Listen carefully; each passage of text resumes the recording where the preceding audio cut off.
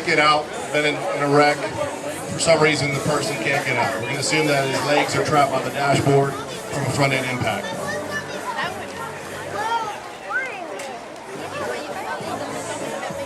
We're also going to have 2 generators running in the front.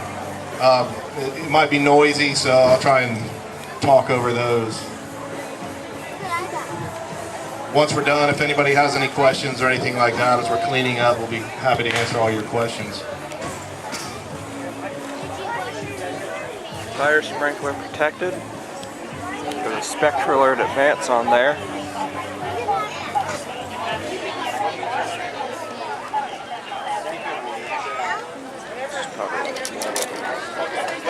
We're ready now, as soon as they put on their gear.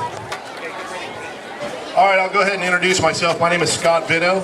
I'm a captain at Hillsborough County Fire Rescue, Station 5. Our station is just north of Fletcher, off of 139th and 12th. We were asked here to come and be part of the open house to do an extrication demo. And we're honored to be here to try and not disappoint you. Extrications, although the cuts may seem arbitrary, it may seem like we're just cutting. Extrication is actually one of the most technical things that we do, as car manufacturers are constantly improving and changing their vehicles, coming out with more airbags, different alternative fuel sources, different materials. All that affects the way we do our job. It affects the way we cut up a car. So it's something that's constantly changing. So as a fire department, we're constantly adapting. So this is actually an older vehicle. It shouldn't be too much trouble. Minivans are built pretty well though. All right, what we'll do is we'll fire up the generators. The idea here is, what you'll see the guys doing first is what we'll call prep work. This is safety work that we do mainly for us. The guys have already cribbed the vehicle. We do that to stabilize the vehicle. Sometimes they're not in park. We try to get the vehicle in park, but it can be up against bridge abutments, trees, in ditches, in buildings, you name it. So we have to work in the environment we're in. This is it almost never happens like this. It's always more difficult. But what we've done is we go ahead and we stabilize the vehicle. We're not trying to lift the vehicle. We're just placing cribbing. There's a wood cribbing that we use, and that will give the vehicle a stable platform. That helps the patient in the interior, but mostly that's a safety issue for us. We try to control the vehicle so that it's not moving, so he doesn't get hurt in the process of cutting the vehicle up. There's lots of different materials that different departments use, plastics, polymers, metal, wood. Wood's probably the most widely used, and the reason is it's cheap. If it cracks or breaks or gets contaminated with blood or fluid, we can throw it away and get a new piece. Polymer steps and stuff like that, those things are all expensive. If it gets contaminated, when you have to purchase another one, it costs a lot of money. So we use wood. One of the most or best advantages of wood is that when it's going to fail, if it should become overloaded, it starts to creak and crack. You know something's about to happen, you can get out of the way.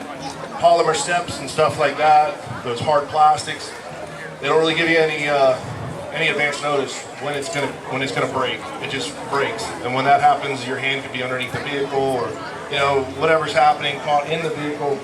So wood is an advantage for that, and it's usually readily available. So the idea here is we've cribbed the vehicle, we've made it as stable as we can. As we start cutting the vehicle, we're going to make several cribbing checks. The suspension's job is to lift the vehicle up off of the wheels. As we start cutting things off the vehicle gets lighter.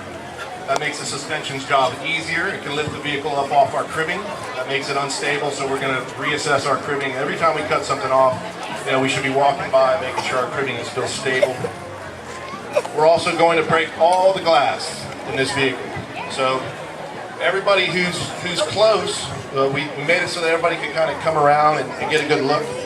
If you are next to this caution tape here, just be aware of things that may fly. I mean, we'll try to mitigate everything we can, but glass does have a tendency to break, and shards can fly. Most of this stuff is tempered glass, and it should break pretty easy. So just be advised, close your eyes when they're breaking glass or something like that. The reason we break the glass is again, for our safety. We call these the basics of extrication. The actual work of extrication doesn't start until several things are done. The reason we break the glass instead of just breaking the door that's next to the patient is because these tools that we're using are operating at about 10,500 psi. So it's a lot of pressure. As we start twisting and contorting one side of the vehicle, that energy is transferred all the way around the vehicle. So although this side's not affected, the windows on this side can be under a great stress and they can blow out. So by breaking all the glass, again, we take care of that. It's a safety issue and it can save an eyeball. That's for our benefit. It really has no benefit for the patient inside the vehicle other than they won't get hit by glass either. Third thing we're going to do is we're going to expose all the molding inside the posts. We letter the posts from the beginning. The first post is A post, second post, B post, C post, and D post. The bus could have G, H, I, J, K posts. But traditional cars, most sedans will have an A post, B post, C post. So we letter them down there. We're going to expose all the molding. Car manufacturers hide airbag compressed cylinders in those posts. We don't want to cut through them. Most seatbelt brackets are mounted with case hardened steel. The same stuff our tools are made out of. We don't want to cut through that. So we expose. We have high voltage cars now, the energy cars. So they're electric. We don't want to cut through anything that's going to hurt us. So we expose, we visualize. Again, that has no benefit for the patient that's inside the vehicle. Those are all safety hazards that we mitigate so that we go home tomorrow. So, like I said, the first thing you're going to see these guys do is going to walk around, break glass. We're going to have two crews here. We have a side A and a side B. It's not always like that. Usually if you're the first engine on scene and you realize you have an extrication, you start, you have your crew, that's it. Being on a truck, one of the things we do is extrication. So anytime there's an extrication in or around our area, we're put on it as an adjunct because we've received a little special training as far as extrication goes. We also have a heavy rescue team that would be coming that has much more tools and similar experience.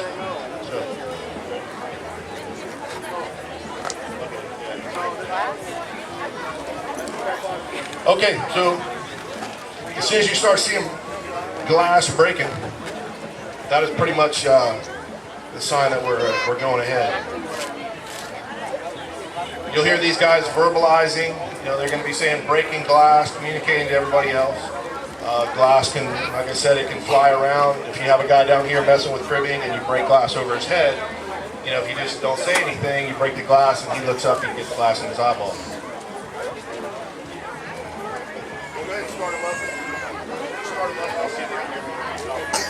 We're going to start these up and I'll yell a little bit and you can see if you can hear me. Alright, that's about as loud as it is right there. Can you hear that still? You still hear me? Honda CX-160. Not good for you. Alright, so we get there, this car's wrecked. We got called for a traffic accident, single vehicle accident, it hit a tree. We got there, the first engine responded, they show up on scene, they give us sizes up. They say, we've got a minivan into a tree. Looks like one trapped occupant. This is verified extrication in progress. We're going to start extrication. Okay, so let's say truck and engine 5 are on scene. This is, we'll try to do this sort of in real time. I'm going to try to explain what they're doing as they're doing, okay? We used to, the only thing you'll see is that they won't take out completely is the windshield.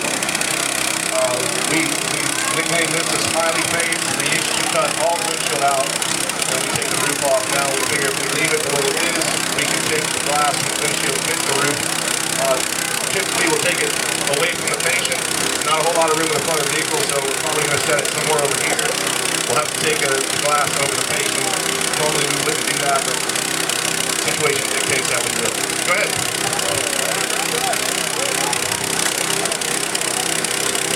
Okay, so they started breaking glass. They're using a tool called a glass masher to saw for glass.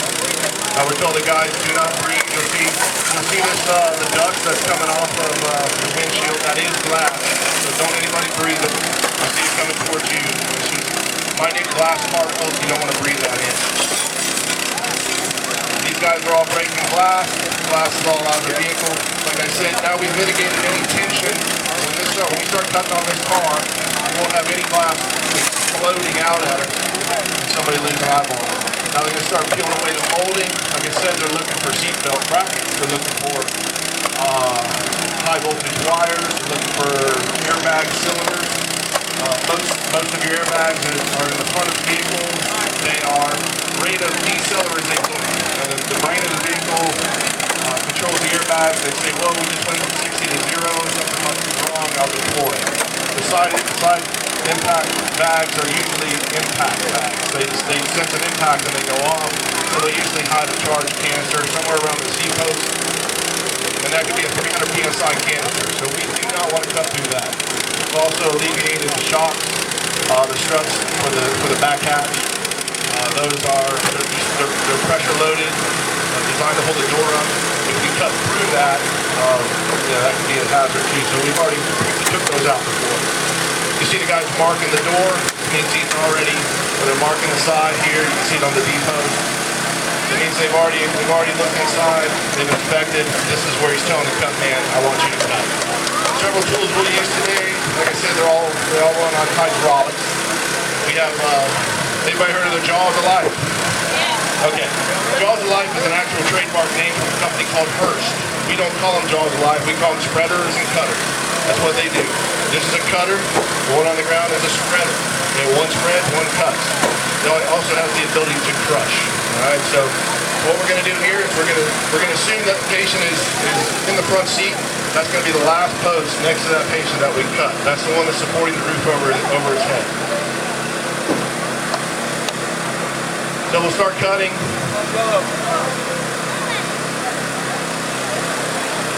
So we have two separate teams here, A side, B side. You'll see the Captain Cornelius in the front. He's the incident commander for this application here. So he's kind of directing these guys as they go. You see them, they're cutting the A-post. It seems like maybe the tool slows down, but there's building pressure as it goes. And you can see that, as we start cutting them, they're loaded. They're holding the weight of the roof, and we're actually torquing the vehicle all the way around. So as they pop, sometimes it becomes violent, which is why we control the glass. We love where we're going and what we do as far as trimming goes. So you'll hear them yelling. This is typical of the noise that we have when we're cutting up cars. You'll have generators running, power units running, trucks running, maybe on the interstate, there's cars going by, people on the construction site, you have tractors or whatever running. It's almost always loud. These guys are taught when anybody comes up and touches them for any reason, you're supposed to stop what you're doing and look them in the eye. Sometimes it's too loud to say, hey, watch out, you're about to leave your finger. So we're working good on this roof.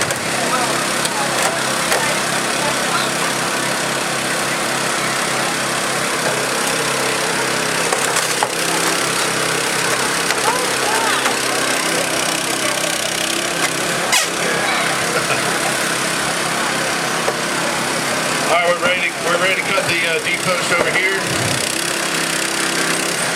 Sometimes these posts are too wide for our cutter. You may have to make multiple cuts. We also have at our disposal saw walls. Some are electric, some of them are powered or battery powered.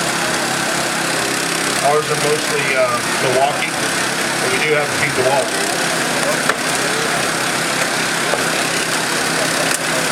See, they're crushing the D-post here. That makes it a little smaller, making sure that the cutters can get in there and cut it appropriately. All this time, while we're doing this, we've got a paramedic inside the car. His job is to do patient care, tend to the injured person. They're going to be in there holding their head, making sure that their cervical spine is immobilized so that they're not moving around. We have both of them covered. Our paramedic is in full gear also. They're actually inside the vehicle getting cut up. So they're in full gear. We'll throw a sheet or something over both of them. He's going to be tending to that patient. Sometimes they start IVs and stuff like this while this is going down. It all depends on the severity of the injuries of that person.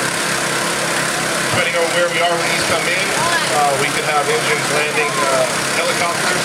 We could have interstates shut down. I'm sure every one of you been stuck on I-75 while this is going down. So like I said, the last post that we've cut here are the B-posts. Those are the ones that are right next to the driver and the passenger. The very last one we'll cut is the one that's over the top of the patient. That one is supporting the roof. But you'll see them now, they'll cut the B-post on the passenger side. If there were 2 passengers there, we'd be considering that. Both of those posts are cut live. So here's where we're going to start supporting the roof. We've already cut all the supports for it. All the posts have been cut. So we'll start supporting it. We're going to go ahead and we'll cut the B-post next to where the driver is. And then everybody will pick the roof off and move it on. Now it is possible to do some of these extrications with the roof intact.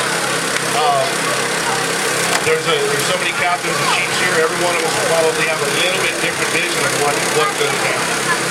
Me personally, if you ask me, if this is a wrecked vehicle, I know I have somebody who's trapped, I'm taking the roof. It doesn't take that long, and it opens up so many more possibilities. People say, it's a simple extrication, simple door pop. I've been caught several times before on a simple door pop. Once you pop it, you realize the patient's more trapped than you thought. Now you got to go back and take the roof off. Or heavy rescue shows up and says, why didn't you take the roof? So either way, I like to take the roof. If we don't have the roof off, the only way this patient's coming out of this car is through the driver's side or through the passenger side door. Once we take the roof off, this guy can come over the firewall into the engine compartment. He can come out the back side. We can get guys in there to help that patient out. So by getting the roof out of the way, just have lots more possibilities. This is the way I do it. By no means is it the only way to do it. We're trained to adapt and overcome. The situation's always going to dictate what you do.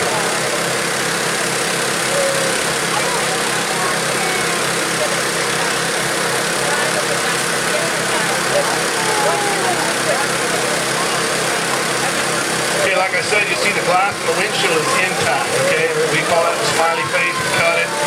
Normally what we would do here is we would take the roof away from the patient. You never really want to bring the glass over the patient. But like I said, they are covered at this point. But right there, everybody just got hit in the head. So what we'll do is, normally take it forward. But there's no room to do that today, so. And this is a minivan. It's actually a bigger roof than what we normally have. Watch your feet, children. Okay, so the roof's gone. You can see that our possibilities of taking care of this guy. We're going to reassess our cribbing now. Make sure that the vehicle's still stabilized. Remember I said the suspension is doing its job. We just removed 200 pounds, whatever it is, for the roof. It's easier for the suspension to do its job now. It's lifting that vehicle up off our cribbing. We're going to check it. Sometimes you have to put in more. Sometimes you just got to pound it in a little bit more. Like I said, we're not trying to lift the vehicle. We're trying to make it stable. We don't pop tires. We don't pull valve stems, anything like that. We just use wood to stabilize it. So now we got a lot more options. We can take this guy out, passenger side. We can take him out the back. We can lay the seat back. Do whatever we need to do. So we're going to start taking the front doors now. And it looks like maybe we'll take this rear sliding door also.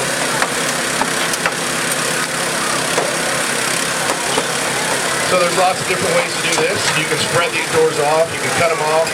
Most of the time what we do is we'll spread to expose the hinges, or we'll attack it from the nadir pin. The nadir pin is on the B-post, and it's the little pin. Every car has one, and that's where the door latches into. You grab that pin and holds the door shut. Sometimes it's impossible to go through that. So we can attack it many different ways. So we're going to attack the hinges. We're going to attack the nadir pin. Call up to these guys how they want to do it. So we'll cut those hinges. Remove the doors. Cut the wiring harnesses, bring those doors off, get them out of the way. We'll probably put them on top of this roof. And that will give us even more access to the patient we're trying to get to.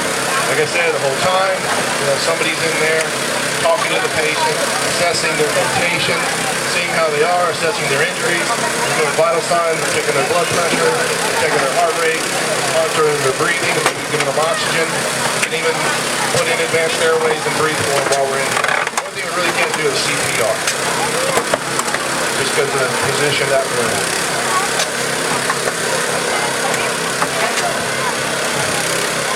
So you can see firefighter Chase over here. Is that Chase?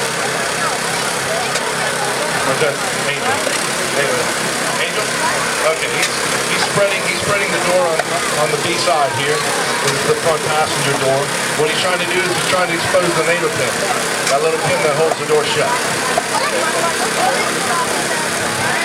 So he's trying to separate the feed post from the door, see the NATO pin, and then basically just use brute force with the tool to spread it off of that NATO pin. Just kind of stretches out the metal until the metal pin, the door pops open. See the guys on the other side? They already got their door off. Cut the hinges. Cut the wiring. 20 minutes of recording. Get it out of the way.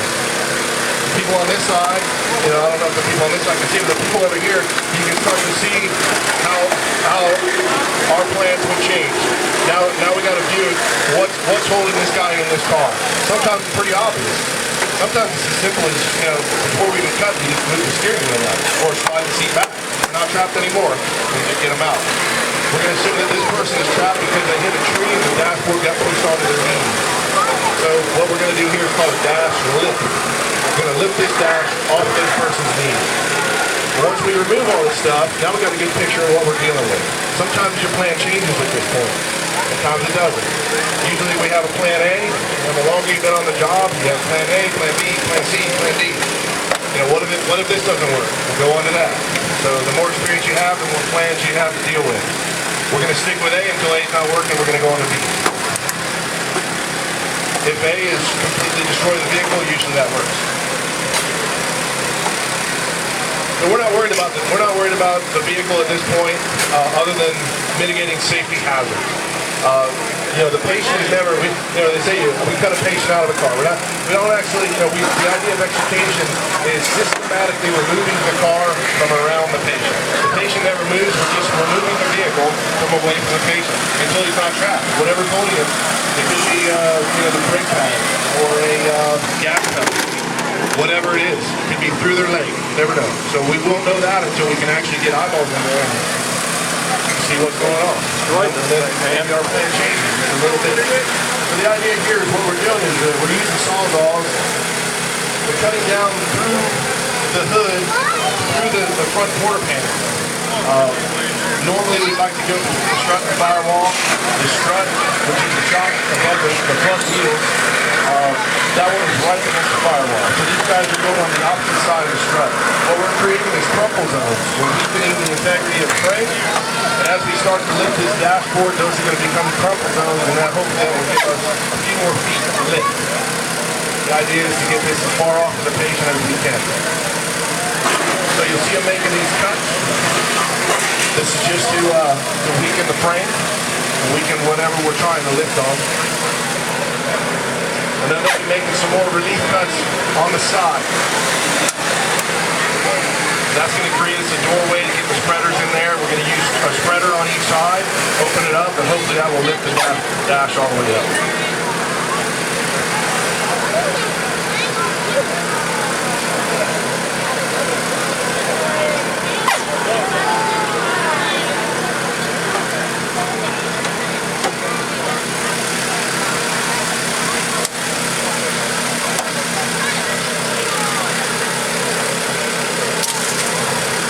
We'll go ahead and check that crewing one more time, and then we put the doors off. Again, the vehicle's lighter.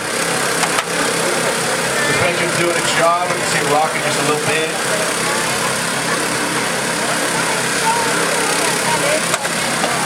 What's your name, son? All right.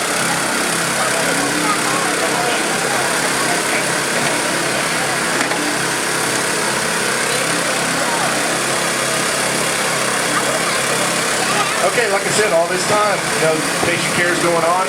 We haven't forgot about the patient. There's somebody in there maintaining their needs, doing what they need to make sure that patient is as stable as possible before we get them out. How they go to the hospital, it depends on their injury. Also, we use things like mechanisms. Even if they don't appear as, they may not appear as injured as they could be. Sometimes they look more stable than they are, so we use use everything at our disposal. And this was a pretty bad impact. You know, they hit this tree, they're trapped.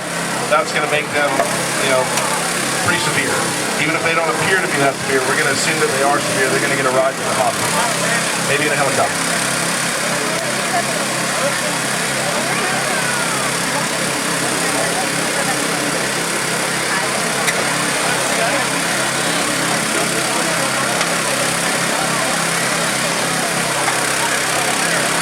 Okay, so you can see the different obstacles that we run into. You know, one side was cut with a sawzall. Sawzalls are great for cutting metal. This one we're using a cutter on this side. So you can see it's a little bit harder to get that tool in there. Sometimes we may not have the sawzall at our disposal. We have to use what we can. Sometimes it's as simple as taking a bolt out. You know, car manufacturers today are making they're making boron tubes, which are really, really hard tubes that we put for side impact inside the door. Our tools may not cut it. Maybe, you know, one of them's going to break. We don't want our tool to break, so we have to look around. What's holding this tube on? Okay, well, it's a couple bolts. Maybe we'll cut the bolts, or we'll just take the bolts off. Sometimes we've got to work around problems. So what we're doing now is we're going to use the integrity of what we've got down from the A-post to the firewall, and part of the frame. We're going to cut above the bottom hinge, and we're going to make a little window. When we do that, on the spreader side, it's only what we're going to use a ram, a large ram, which is a straight hydraulic piece of equipment. We're going to use the ram on one side, we're going to use the hydraulic spreaders on the other side. We're going to make a window. One is going to be pushing straight up, the other one is pushing. So in essence, we're doing a push and a lift here at the same time. One of the negative things about a ram, and you'll see it, it's on one side over here. One of the negative things about a ram is that it's in the way. So we just did all this work to remove the door and gain entry to the station, get access. Now we're going to put something in the way that can't be moved. So we cut a door off, we're essentially putting another door there, which is why we try to do dash lifts. So they're having a problem with one of the spreaders, so we're going to go with a ram, we're going to go with a spreader. So he's cut two lines here. And we pulled it away, we got a window. So here we go with the lift. Tools are doing their job. One spreading, one cutting. Or one spreading, one pushing. We'll try to get as much push and lift out of we can here. So that steering wheel should be looking at the sky right now. So you can see that if somebody's inside this vehicle, they're no longer trapped. Whatever was holding their legs in there is no longer in there. So this is usually our objective. You know, guys, we look at it, they're trapped, try to determine how trapped they are. Usually one of our main plan, you know, the first plan we come to is say, okay, we're going to go ahead and take the roof, we're going to do a dash lift. We don't care about the car because the car's already ready. So we don't care about the insurance. You know, this is a total vehicle. We're going to go ahead and cut it up. Like I said, most of the stuff we do is to make our job easier. Everything we did here didn't really help the patient except the last lift. Now the patient's not stuck anymore. Everything we did was for our safety and to make our jobs easier. You know, we all have wives and kids and we want to go see them tomorrow. It's stupid to ruin a career by taking shortcuts. And we've seen it on our job, guys do some stuff and, you know, oh, we don't need to do that, let's just go on. Well, what you're saying is essentially is, I'm accepting that hazard. When you have the power to do something against a hazard, you should do it. So a lot of the things we do are for our safety. Like I said, the patient was in there being tended by a paramedic. The last thing that we did was lift the dash. That's what benefited that patient. Everything else we did was to make our job, you know, more effectual. Is that a word? All right. It is now. Anyway, that's it. That's it. Pretty impressive. I hope you all enjoyed that. And like I said, we're cleaning this up. And if y'all have any questions or whatever, you want to take some pictures or whatever, we're more than happy to help you out. All right. Thank you. God bless you.